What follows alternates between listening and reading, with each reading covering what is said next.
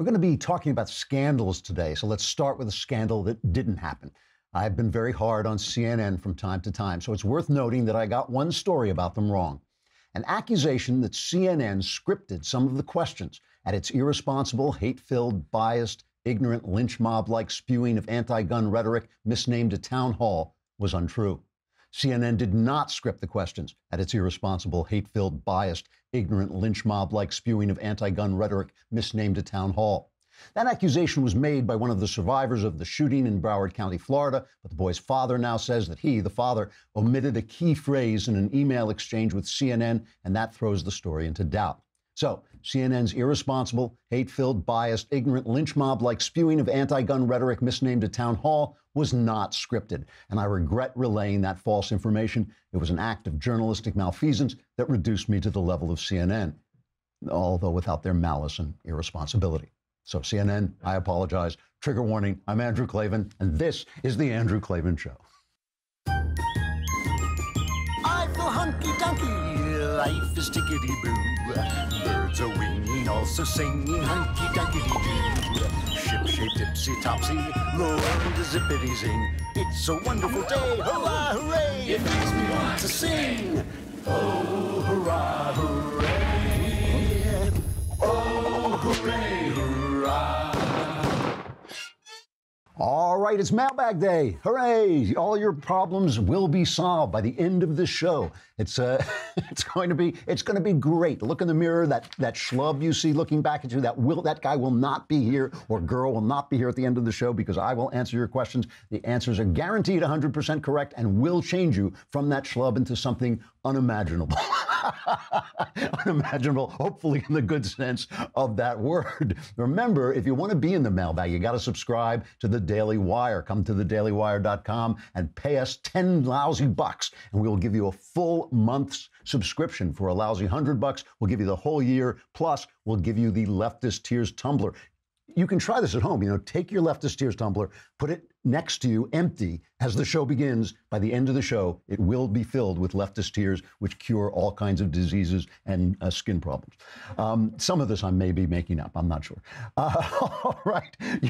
One of the questions I get asked most often is, what the hell is wrong with you people? Why can't you do anything right? And the reason is we didn't use ZipRecruiter when we hired our staff. ZipRecruiter is the way to go if you want to get competent people. That was the word we left out when we were staffing the Daily Wire. ZipRecruiter posts your jobs to over 100 of the web's leading job boards. So with just one click, and then ZipRecruiter actively looks for the most qualified candidates and invites them to apply. They even review every application to identify the top candidates, so you never miss a great match. And that's why ZipRecruiter is different, because unlike other hiring sites, ZipRecruiter doesn't depend on the right candidates finding you. It finds them. And believe me, the one thing we don't want is the Daily Wire is the right candidates finding us, because we've been hiding from them for years. This is no wonder 80% of employers who post on ZipRecruiter get a quality candidate through the site in just one day. 80% get their man or woman in one day. ZipRecruiter is the smartest way to hire. And now my listeners can post jobs on ZipRecruiter for free. That is fairly inexpensive, free. Just go to ZipRecruiter.com/dailywire. That's ZipRecruiter.com/dailywire. One more time, to try it for free, go to ZipRecruiter.com/dailywire. You won't even have to spell Klavan, and ZipRecruiter is the smartest way to hire. Today, what I would like to do is read a piece. Joseph Epstein is a good writer, conservative columnist, writes in all the conservative papers, the Weekly Standard, Wall Street Journal. And he wrote a piece yesterday in the op-ed page, on the op-ed page of the Wall Street Journal, that really struck me. And I'm going to read a fairly substantial portion of it. It is worth listening to. And then I want to address some of the stuff he says. It's called "The Only Good Thing About Donald Trump Is All His Policies." And he starts out, "My son Mark, whose mind is more capacious, objective, and generous than mine, nicely formulated the Donald Trump problem for thoughtful conservatives. I approve of almost everything he has done, and I disapprove of almost everything he has said. I second the motion. I approve of the Neil Gorsuch appointment, the moving of the U.S. Embassy from Tel Aviv to Jerusalem, the removal of often strangling regulation from such much commerce, the opening of the Keystone Pipeline, the tax reform law, and more. I disapprove of the bragging tweets, the touchiness, the crude put-downs of anyone who disagrees with him, Little Marco, Insecure Oprah, Sloppy Steve, and the rest. The unrestrained vulgarity. America has had ignorant, corrupt, vain, lazy presidents before, but in Donald Trump, we have the first president who is a genuine bore. In many realms of life, a bore's rude, unmannerly nature can be forgivable. A wise stockbroker who makes his clients lots of money might get away with being a bore. A boorish winning football coach is livable, if not likable. Showbiz has never been without its bores, from George Jessel to Whoopi Goldberg. Even a boorish friend is possible if he's also loyal, generous, and honorable. But a boorish president of the United States presents a problem. The presidency, like the monarchy in England, has a symbolic along with a practical aspect. The president is meant to represent the nation at its best. What precisely that means can vary greatly in a country as wide and differentiated as ours. Dwight David Eisenhower was a different model of our best than was Franklin Roosevelt. Harry Truman was different again, and yet in his own way, he represented the country. The obverse of Donald Trump's presidency for me is that of Barack Obama. To flip my son's formulation, I approved of almost everything Mr. Obama said, and I disapproved of almost everything he did. He made a wretched nuclear deal with Iran, initiated a hopelessly cumbersome health care law, deserted Israel at the United Nations, and did more to exacerbate than to alleviate race relations. Yet, no hint of corruption, no sexual scandal of any sort clings to Mr. Obama, a man who seems a loving husband and a good father. I can easily imagine myself at lunch with Barack Obama, talking baseball, basketball, the University of Chicago, the intricacies of Chicago-style machine politics, whereas I cannot think of a single topic I might take up at a similar meal with Donald Trump. And then he goes on to answer possible objections. Now, I'm going to get to Trump. I will talk about Trump, and some of the things that he says there, I have said. He is a boorish guy. He's rude. I don't like him bullying people. I especially don't like him bullying people who are on his side, like Jeff Sessions, or, who might just have a reasonable, honest disagreement with him. But first, we have to talk about Barack Obama. I mean, Epstein is right. There is no sexual scandal about Barack Obama.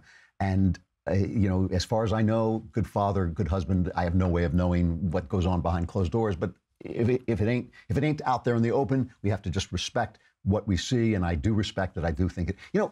One of the things about this sex scandal thing, I was just reading about this because this is one of the things Mona Charen got booed at CPAC for, saying we've been hypocritical in our treatment of sex scandals when we went after Bill Clinton, but now we don't go after Donald Trump for some of the stuff he did.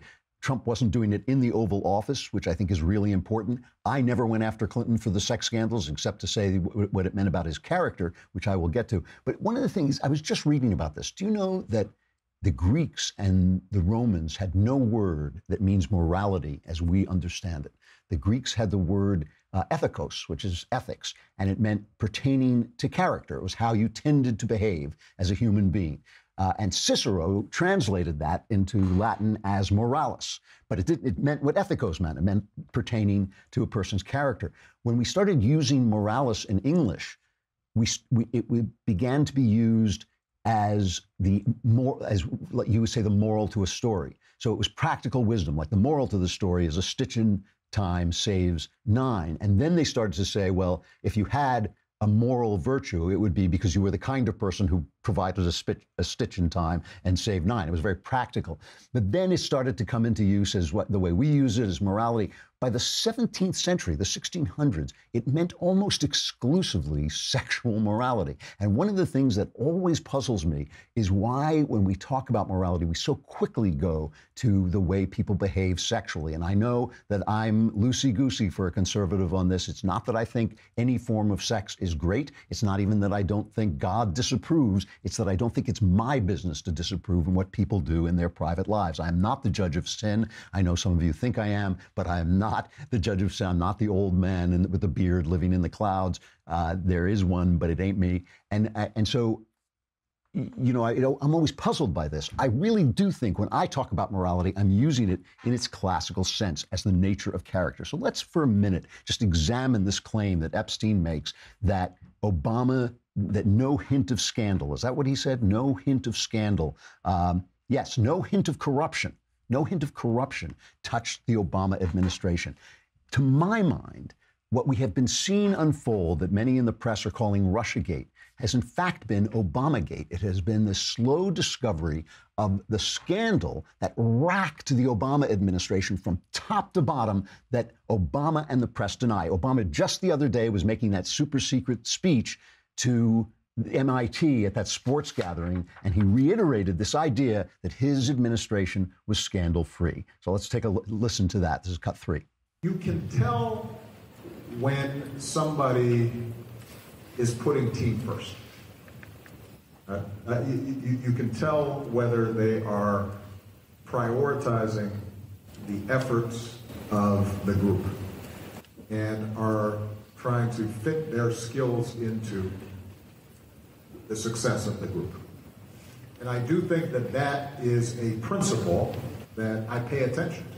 So one of the things I'm proud of in my administration was the fact that, and I think these things are connected, we didn't have a scandal that embarrassed us. There were mistakes, we'd screw up, but there wasn't anything venal during 8 years, and that's, I know that seems like a low bar. So there wasn't anything venal. We were all for the team. We may have screwed up from time to time, but there were no scandal. Now, the reason I say Russiagate is really Obamagate is what it has revealed, which is only the final part of this picture of Obama as running a machine-like Democrat government. And we've seen machines. We saw it. I lived in New York at its worst in the 70s. The Democrat machine turned New York into a crime-ridden, corrupt, unlivable city. And then, sort of lancing the boil during the Koch administration, every corrupt administrator, there were suicides, there were arrests, every corrupt administrator was cleaned out. That paved the way for Giuliani to come in and clean it out. Detroit, same thing, corruption, a machine. Chicago, we're seeing it now, a corrupt Democrat machine. That was the way that Obama ran the federal government. And so it was, and the thing that gets me about it is it was invisible only because the press didn't cover it. The press, I've played that montage 1,000 times. I'm not going to play it today. But the press just said, oh, it was scandal-free. The administration was scandal-free. And that was part of the scandal. Sometimes when I mention this on Twitter or social media, somebody will come back and say, nobody was indicted under the Obama administration. That was part of the scandal because the Justice Department was so corrupt that it wasn't indicting anybody. Now, first of all, let's just say under this Russia thing, what we've now learned that I think is fair to say, because even the Democrats released their memo and it didn't really contradict this. It said it was contradicting it, but it didn't. The FBI used this Oppo research called the Steele dossier, this unvetted,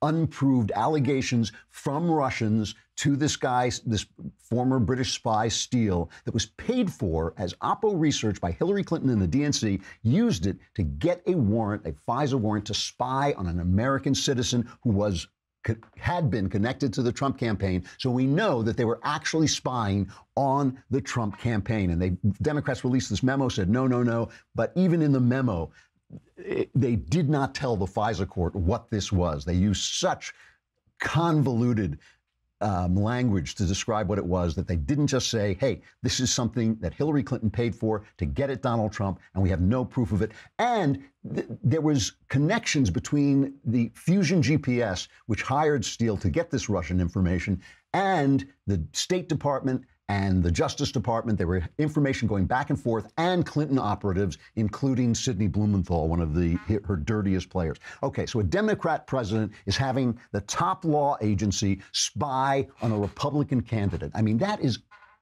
obscene. It's absurd. It goes way, way, way beyond Watergate.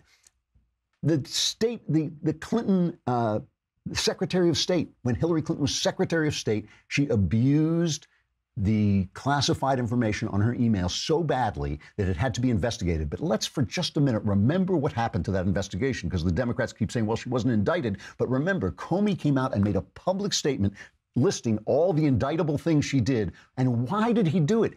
Comey did it. The head of the FBI did it because he didn't trust the Justice Department. Let's go back and just look at that clip where Comey is asked why he came out and made this public statement, which is something they never do, and why he made the recommendation that she wasn't going to be indicted. But just remember, this is Comey's testimony. Let me go back, if I can, very briefly, to the decision to publicly go out with your results on the email. Was your decision influenced by the Attorney General's tarmac meeting with the former President Bill Clinton? Yes, in a ultimately conclusive way. That was the thing that capped it for me, that I had to do something separately to protect the credibility of the investigation, which meant both the FBI and the Justice Department. Were there other things that contributed to that you can describe in an open session? There were other things that contributed to that. One significant item I can't. I know the committee's been briefed on. There's been some public accounts of it, which are nonsense, but I understand the committee's been briefed on the classified facts. Probably the only other consideration that I guess I can talk about in an open setting is that at one point the Attorney General had directed me not to call it an investigation, but instead to call it a matter, which confused me and concerned me. But that was one of the bricks in the load that led me to conclude I have to step away from the department if we're to close this case credibly. That's the head of the FBI testifying that he could not trust the Justice Department, that they had rendered themselves incredible or non-credible. So he had to come out and do what he did, which was an extraordinary act. And he listed all the things that were indictable in Hillary Clinton and then said she shouldn't be indicted because she had no intent, which was not part of the law. And then just remember that that Loretta Lynch, that Peter Strzok, the adulterous FBI agent, and his girlfriend were texting back and forth that Loretta Lynch had already decided that there was going to be no indictment when she met with Clinton. That may have been why she was meeting with Bill Clinton on that tarmac, was to tell him that he was going to be cleared. So whether Comey had told her that, which he testified that he didn't, or whether she just knew it because she wasn't going to do it, according to this text between these two lovebirds, she already knew. The fix was already in. This is an incredible, incredible depth of corruption. But I want to talk about Obama himself, because we're talking about ethicos, right? We're talking about the character of a man, the way the kind of thing he tends to do. And it's not just when we talk about morality. It's not just whether you cheat on your wife. I'm thrilled he didn't cheat on his wife. Good for him. I don't care. It's not my job to take care of Barack Obama's private life or Bill Clinton's or Donald Trump's. He is the president of the United States. He is working for me. I care about his ethicos, his character, and which way he tends to go. Now, I got to go back and look at this. I know this is going back over old stuff, but to me, one of the worst scandal, probably the worst presidential scandal of my lifetime, is the IRS silencing conservative voices during Obama's reelection campaign. And remember that a lot of the scandal happened then, the cover-up of Benghazi, where the national security agents, the national security advisor, Susan Rice, went on TV 5 times and lied about the reason that our guys were killed in Benghazi, that it was about a video, it wasn't a planned terrorist attack, was to cover up for Barack Obama's claims on the campaign trail that he had decimated al-Qaeda. And that was why Hillary Clinton, Secretary of State, big position in that administration, was lying about it, and why Obama himself lied. So all of this was to get himself reelected. Now, the IRS story breaks, and I want to just play what Obama said when it happened. This is the first one. This is cut number 6. If, in fact, IRS personnel engaged in the kind of practices that have been reported on and were intentionally targeting conservative groups, then that's outrageous. And there's no place for it. They have to be held fully accountable.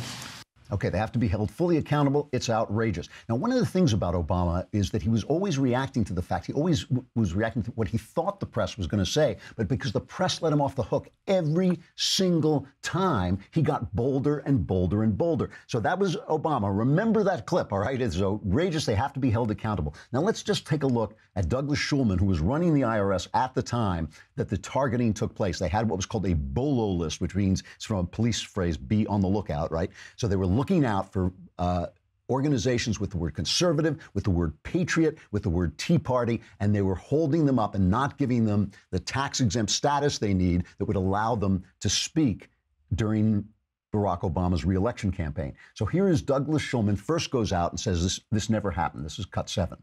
There's absolutely no targeting. This is the kind of back and forth that happens when people apply.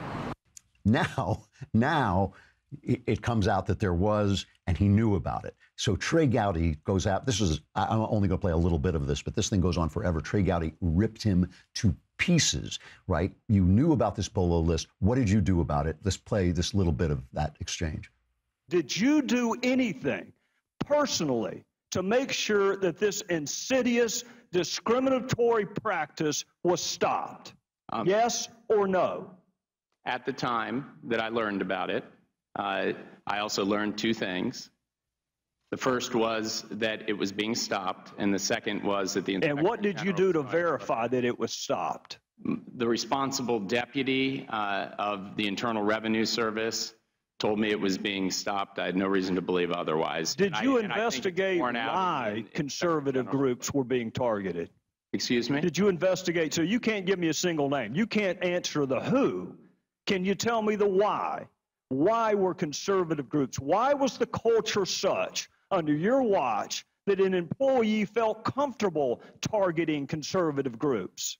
Did you investigate that? You know, from my reading of the report, I can't tell if it was political motivation or if it was tone deaf, somebody trying to expedite a way to You still don't know that this was political. Excuse me? You still don't know that this was political? I'd defer to the Inspector General. Well, I'll tell you this, Mr. Shulman. Your predecessor said that he wasn't sure if it was partisan, and that requires the listener to be as stupid as the speaker. That goes on. I mean, he just rips this guy who knew. He said it didn't happen. It did happen, and then it turned out that he knew it happened. Now, this man, Shulman, visited the White House during the campaign more than anybody else. He was on record, going back and forth into the White House all the time. Bill O'Reilly had Obama on, and he went after him and said, why did this happen? And Obama said, it was just about implementing Obamacare. That's all it was about. And here is this now famous exchange between O'Reilly and Obama where he calls him to account. Remember Obama, this is outrageous. Somebody must be held responsible. We now know that the IRS was lying. We now know they did it. And here's Obama.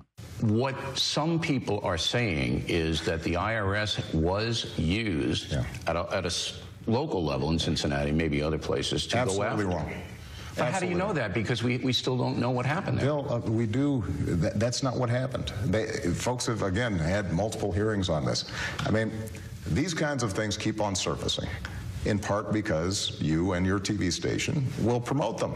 But when folks actually are unanswered questions, Bill, when you actually look at the stuff, there have been multiple hearings on it. What happened here is that you've got a 501c4 law that people think is confusing. That the folks did not know how to implement, because it basically says. So you're saying if you were involved, no corruption there at all? No, that's not what I'm saying. That's actually no. But I want to know what you're saying. You're the leader of the country. You're saying no corruption. No. None. No. There were some boneheaded decisions. Out of a but no office. Mass corruption. Not even mass corruption. Not even a smidgen of corruption. Okay. So that's the polite, gentlemanly Obama, who I admit is a more graceful speaker than Donald Trump, lying his head off. I mean, and when he said, there was a law that they didn't know how to apply, that law has been on the books since I was born. That law was in the books since the 50s, the 19th. I was born in 1782, so I mean, no, it was on the books for a long, long time. So that is a complete lie, and he's doing it with a smile, and it's all Fox News' fault. It's just because your network promotes these things. And remember, this was talk about ethicos, talk about the nature of his character. This was the way he behaved. Jeremiah Wright, I never heard him say those things. 20 years, 2,000 Sundays in that pulpit, never heard him say it. Bill Ayers, the terrorist, he was just a guy in the neighborhood. Bill Ayers helped start his campaign. And about this politeness, by the way, to his opponents, when the Supreme Court decided that the founders of this country had meant to permit gay marriage in the Constitution, when they wrote the Constitution, because it was just, you couldn't see it, but if you held the Constitution up to the light, the right to gay marriage was in there. You just had to hold it just right. It only appeared on certain days. But when they decided that, Barack Obama lit the White House up with a rainbow. Now, I have no problem with him supporting that position, right? He has the right to support any position he so chooses.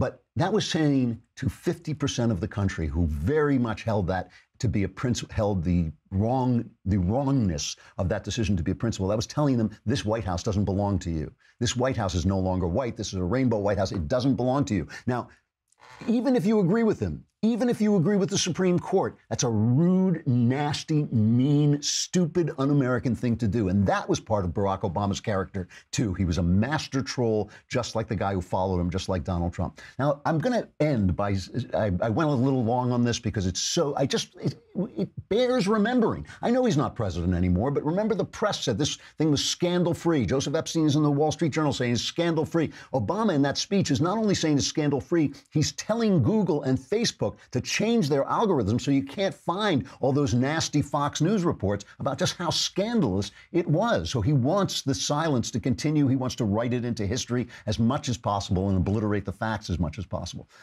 Trump is a bore. Epstein's right. He is a bore. And more than that, on the issue of ethicos, the nature of his character, I don't think it's all that good. I mean, the way he has treated his wives, his many wives and his mistresses, some of his business practices, that bullying treatment, which really is real, you know, the way he treated the candidates he was up against, he was mean, it was low. This does speak to character. It's more than just boorishness, I think. Now, on the other side of that, the Heritage Foundation, a rock-solid conservative organization, has released a report saying that with unprecedented speed, the Trump administration has already implemented nearly 2/3 of the 334 agenda items called for by the Heritage Foundation, a pace faster than former President Reagan, who embraced the conservative think tank's mandate for leadership blueprint. They're just absolutely delighted with the way that Trump has acted. And remember, Trump hasn't done anything. You know, his talk is extreme, but everything he's done has been just typical Republican governance, and that the Republicans don't do. Typical conservative Republican governance. So it's entirely possible that a man whose character is questionable or has been questionable in the past is doing good things for the country. And that is disturbing. I mean, that does carry with it a moral hazard. It means that we have to follow Donald Trump in what he is doing just as far as we can. Because I'm not a pearl clutcher. I don't care if he cheated on his wives. I really don't. I think it's a rotten, low thing to do. I think it does speak to your character to treat your wives like that. But it's none of my business. It's not something he did in the White House, first of all. And second of all, it's not what I hired him to do. If you're a heart surgeon and you're cheating on your wife, I don't care. Just fix my damn heart, you know.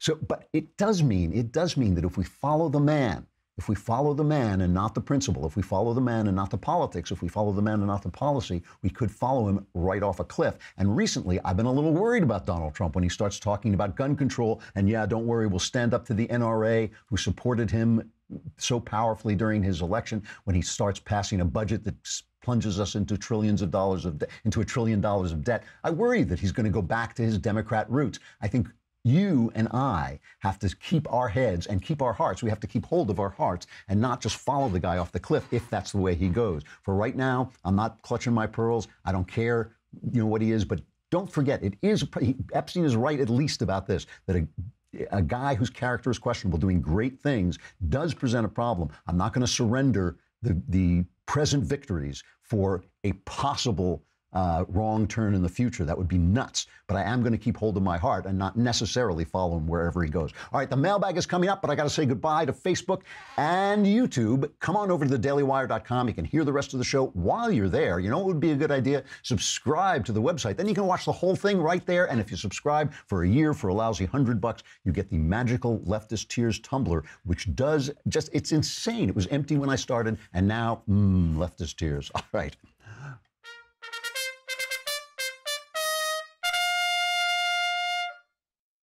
All right, the mailbag. Hey. What was that? Woohoo!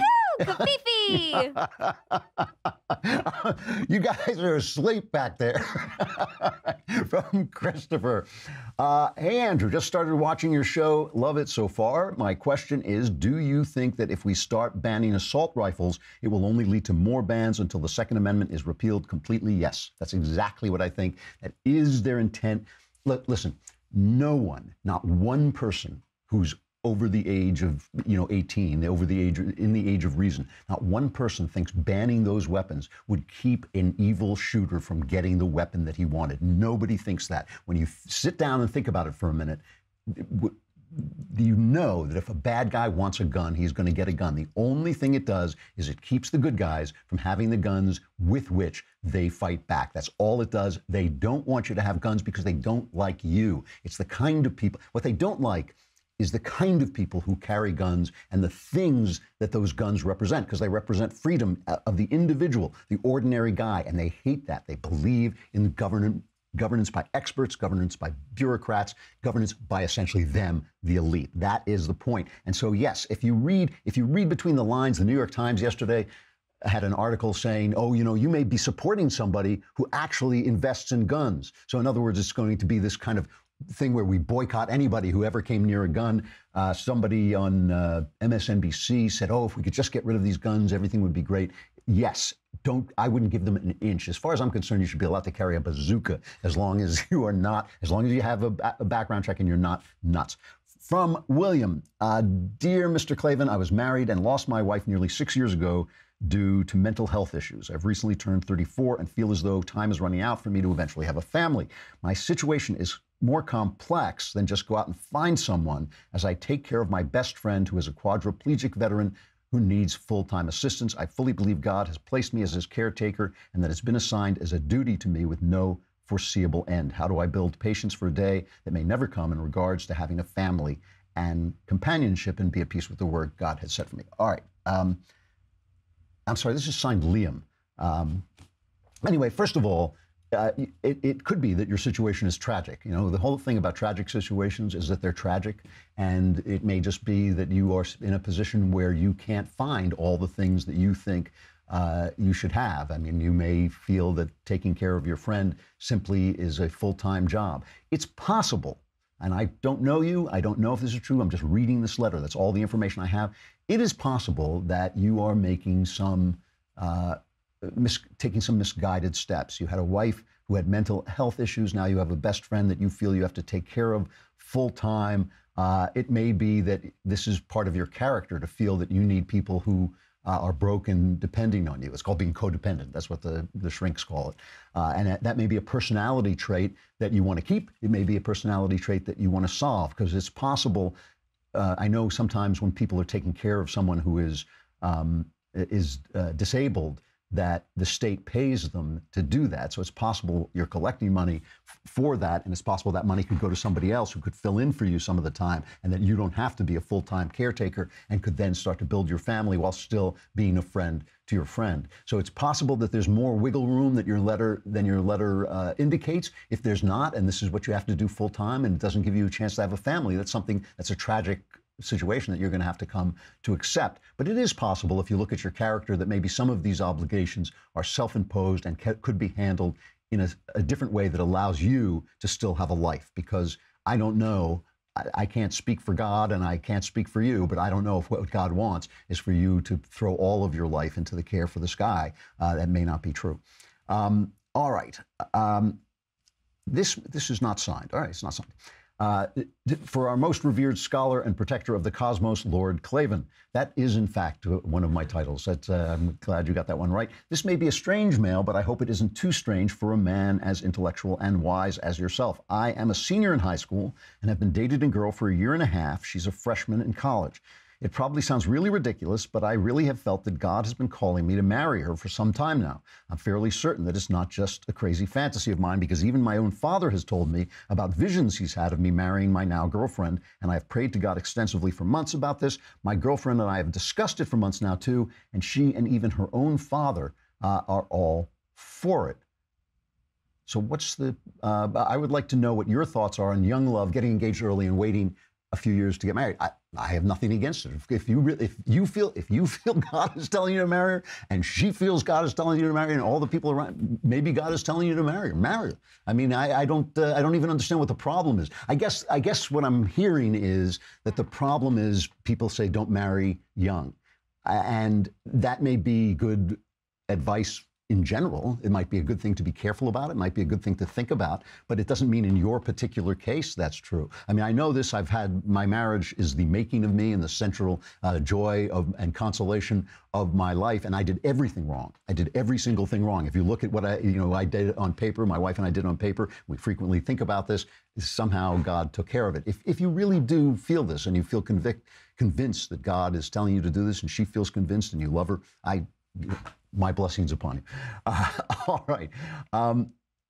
From Seth, Mr. Klavan, what are some examples of regulations that currently keep the costs of medical care high? Is it realistic to think that a community can cover others' medical and long-term care needs without federal involvement? If so, what does this community structure look like, and how would the community operate to help others' medical needs? Well, first of all, if a community can't cover it, why should the federal government be able to cover it? Healthcare is bottomless. The expenses of healthcare are bottomless because you can keep a guy alive forever. Does his Viagra get covered? Does his anti-bald medicine get covered? What gets covered and what doesn't get covered? Though once you start it, it is a bottomless pit. And if a rich guy can afford it and a poor man can't, does the federal government make up the difference?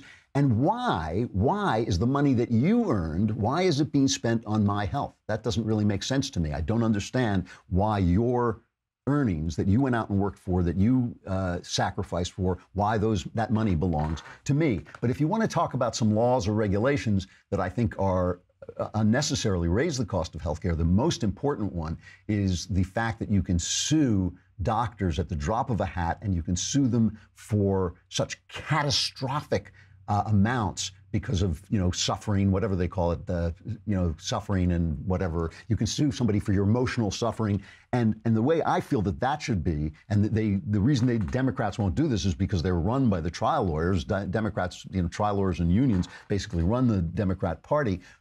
Republicans might think about doing this, is that, look, it's an emotional thing. When a doctor makes a mistake, terrible things happen, and you go in before a jury, and the jury says, oh, yeah, we'll award you $1 billion. That means the doctor's health insurance goes skyrocketing. That means your costs skyrocket. The way I feel about this is that it's not malpractice unless you can show that the guy is actually practicing badly. If a guy makes a mistake and it costs you, I'm not sure you should be able to sue him. The other thing that raises prices is insurance that covers everything. Insurance, as far as I'm concerned, should only be for catastrophic illnesses, because take your car to the mechanic, and he'll say to you, are you insured? And you say no, and he'll say, well, that'll be $50. And you'll say, well, wait, I am insured. Oh, it'll be $400, because nobody cares about taking the money from the insurance companies. And that's what happens with doctors too. So there's a lot of things we could do to bring down medical costs. There are a lot of things we could do to bring down the cost of insurance too, by allowing competition across state lines. There's absolutely no excuse for the federal government to take this over, even though I can see why it's tempting to do it. But I just don't see why we should live in a socialist society when we know what happens to socialist societies. Everybody keeps pointing to England. Their healthcare thing is broke. You have to wait forever. Canada, come down here to get good care.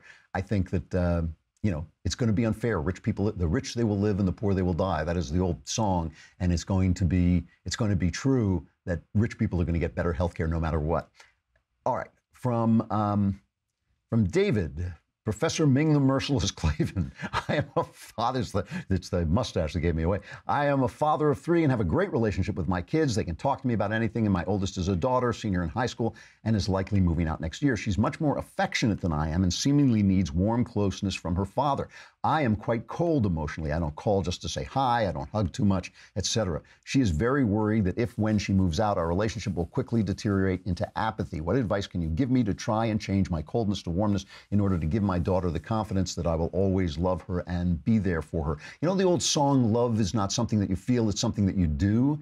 I don't care whether you change your coldness to warmness. I care that you get in touch with your daughter on a regular basis and that she knows you will. I would make a deal with her and tell her that you are going to Skype her at least once a week and maybe text her 3 times a week. I don't care if you don't like doing that. The hell with that. Do you love your daughter? Do it. That's the thing. You don't have to feel good about it. It may be hard to schedule.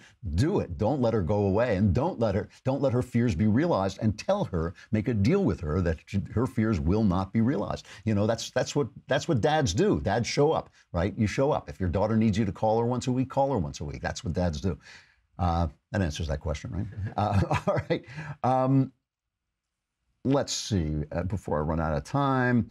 Hello, Andrew, from Chris. Do you think social media is eroding our private lives? It seems like any good time I have is always undermined by one participant broadcasting it in some way for outside viewership. There's practically no escaping it. Maybe I'm being paranoid, but I just wanted your input. No, you're not being paranoid. Social media, first of all, it's not the media, it's us. It's the people. You know, the media just sits there unless we do stuff with it. So I always hate it when they say social media is doing this, video games are doing that. It ain't the media, it's us. And like, you know, they always talk about, well, the video games make you violent. It's like, if you're playing them 12 hours a day, sure, they'll make you anything, you know. Play it a half hour every now and again, it's not going to hurt you at all. Same thing with social media. It is really addictive. It sets off whatever, you know what it's like? It's make-believe fame. It's make-believe fame. When people recognize, you know, I mean, one of the things I loved about being a writer is you never got recognized, but now I'm on the camera, so I get recognized, and you get this little burst of like, oh my goodness, I matter in some way I didn't, you know, it's all nonsense, right? You don't matter any more than you did the day before. It's absolutely nonsense. Twitter does the same thing, and all these social media platforms do the same thing, and they're addictive, and people overuse them. I've talked, mostly it's been girls. I don't know why, but mostly it's been girls where you talk to them, and while you talk to them, they're going through their Snapchat thing, and they're pressing like. And of course, I think there's a reason it is mostly girls, but I think that, I think that is damaging. I think it's damaging when you go on vacation and every minute has to be broadcast to the world. I think it's damaging to think that your life matters so much that everybody has to like it. I think it's damaging not to make your own judgments about things. I'll tell you how old-fashioned I am. I think it's damaging to take pictures of things when you can experience them. I remember I was at a bullfight once and took pictures, and I just stopped and I said, I'm never going to go back to this because it's a sadistic mess, but I do want to see it while I'm here. I believe that we do a lot to separate ourselves from the actual experience of life, and social media is part of it. But again, it's not the media, it's you, it's what you're doing, and you can always turn to your friends, as I do frequently, and say, put that damn thing away. I'm very annoying about it. All right. I'll take one, boy, I'm out of time, but I'll take one more quick one. It's, hi, Andrew. I'm a 20-year-old male college student who has lived with a lifelong stutter. And it's a very long letter about how painful and difficult a stutter is. He says, I'm a practicing Catholic, and I'm currently reading your memoir, The Great Good Thing. As someone who has had a unique and special road to self-discovery and fulfillment, would you offer any advice into what I may be able to do to improve my situation? The stutter has basically isolated him. You know, I had a good friend with a stutter, and it really is painful, and I don't blame you it's a real situation. You really do have to have courage to overcome it and to overcome your shyness. And courage is really the only thing that I can suggest, except for one other thing. You know, John Glenn, the great astronaut and one of the greatest flyers in the history of aviation, he married his childhood sweetheart. I think her name was Annie. And she had a terrible stutter, and she never wanted to leave. And he once famously told the Vice President of the United States that he couldn't see her because she didn't want to be on television because she had this terrible stutter. She found a place called the Hollins Communications Research Institute, which didn't eradicate her stutter, but it really helped her with it. And it might be worth checking out what they do and whether you can find it in your locality, because there are treatments for stuttering that do work, and it may be that the people you've seen so far haven't been the right ones. I mean, look, it's painful. I don't know what to tell you except have courage and do what you can do. Do as much as you can do to not be isolated and not be alone because of what is essentially an affliction. But also look into that. Look at what Annie Glenn did, because she had this all her life. And I think she was in her 50s when she went to this place. And it's a very touching story that she called home. She called John Glenn, and he burst into tears because suddenly she wasn't stuttering. She had this really painful stutter. So there is hope, and I hope you'll look it up. And if you find something that works, I hope you'll write back and let me know. All right, I'm out of time. Tickety-boo news.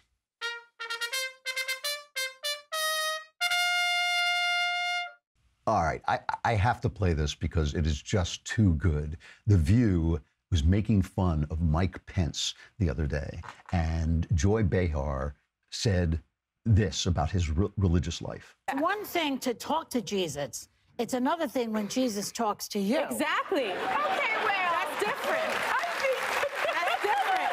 That's called mental illness, if I'm not correct. That's called mental illness. Oprah Winfrey has been asked if she wants to run for president, and this is what she said. I thought, well, gee, I've never in my life ever imagined that I would be in politics. And I've always said, no, no, no, no, no. Am I supposed to at least look at that question? Because I had enough people, billionaires, calling me up saying, I can get you $1 billion, I can run your campaign. And I actually went into prayer about it. Like, God, if you think I'm supposed to run, you gotta tell me. And it has to be so clear that not even I could miss it. So Joy Behar has accused Oprah Winfrey, basically, of being mentally ill, and I think Joy owes Oprah an apology. But the reason I bring this up is because the Media Research Center has announced a campaign to hold ABC's advertisers accountable for the anti-Christian bigotry on The View. Okay, and The View sponsors, you can go on the Media Research Center and they have a link that will go to call The View sponsors and let them know how upset you are about a show that smears Christians as dangerous and mentally ill. And the reason I bring this up is because all week long we've been listening to people saying they're not going to give NRA people discounts anymore. And that's pressure coming from the left. And the interesting thing is FedEx, which has refused to disconnect from the NRA while saying they disagree with them, which is their right, but while has refused to disconnect, and their business is going up. We all remember Chick-fil-A when the left tried to pillory them because the owner of Chick-fil-A doesn't approve of gay marriage. He held his ground. Now Chick-fil-A is one of the biggest fast food vendors in the country. The thing is the left has more power with these people because the media gives them an echo chamber. They have more power than they actually deserve. And I don't think, conservatives are always saying, I don't believe in boycotts. Why not? Let's show them who has the power, because I think we're the ones with the real power. And I think Joy Behar owes all of us an apology, but I don't see anything wrong in us fighting back if this is the way it's going to go. You know, I support the NRA, and I think that these businesses are just running scared of the press, not of the people. The people will support their businesses as they supported FedEx, as they supported Chick-fil-A, but they are running scared of the press. And we need to show them who has the real economic clout. I think it's us. All right, tomorrow, who do we have? Brian Kilmeade from Fox and Friends. He's going to talk about his new book about Andrew Jackson, which is a really interesting book, by the way. So be here for that. I'm Andrew Klavan. This is The Andrew Klavan Show, and I will see you then.